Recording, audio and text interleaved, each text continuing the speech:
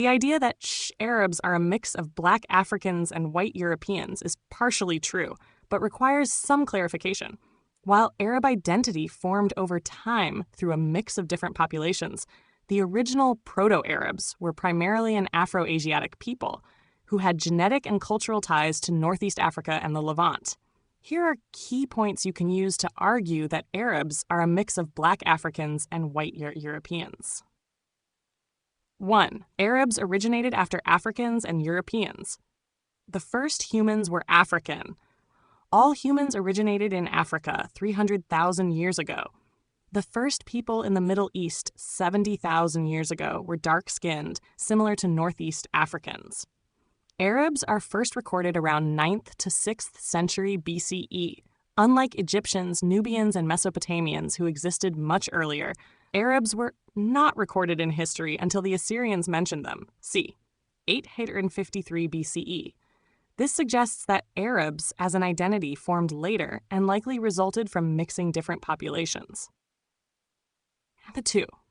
Early Arabs had strong African ancestry. The Natufians, 12,000 to 10,000 BCE, the first known Middle Easterners, were dark-skinned. DNA studies show they were genetically closer to Northeast Africans, Sudan, Ethiopia, than to modern Arabs. This means that early Semitic peoples, Proto-Arabs, Hebrews, etc., had dark skin.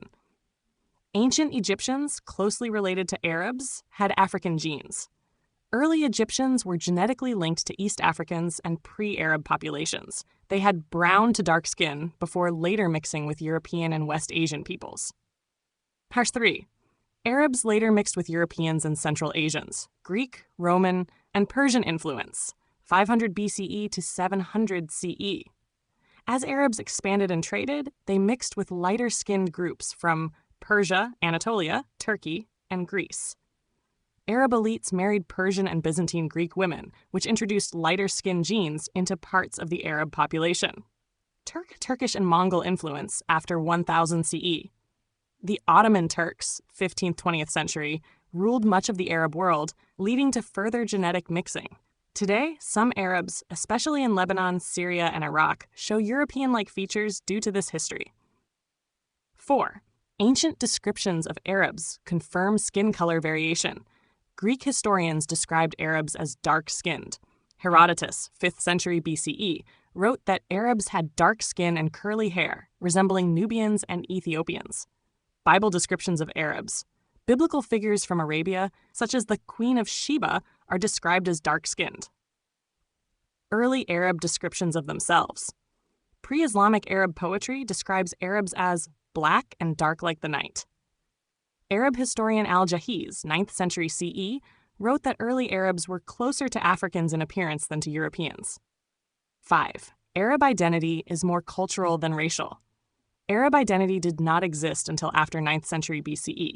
Unlike Egyptians or Nubians, Arabs did not have a unified early civilization. The term Arab originally referred to nomadic desert tribes who later formed a common identity through language, trade, and Islam. Today, Arabs are genetically diverse. Yemenis and Bedouins are darker-skinned because they descend more directly from the ancient Arabs. Syrians, Lebanese, and Iraqis are lighter-skinned due to mixing with Europeans, Persians, and Turks. Conclusion: Arabs are a mixed population.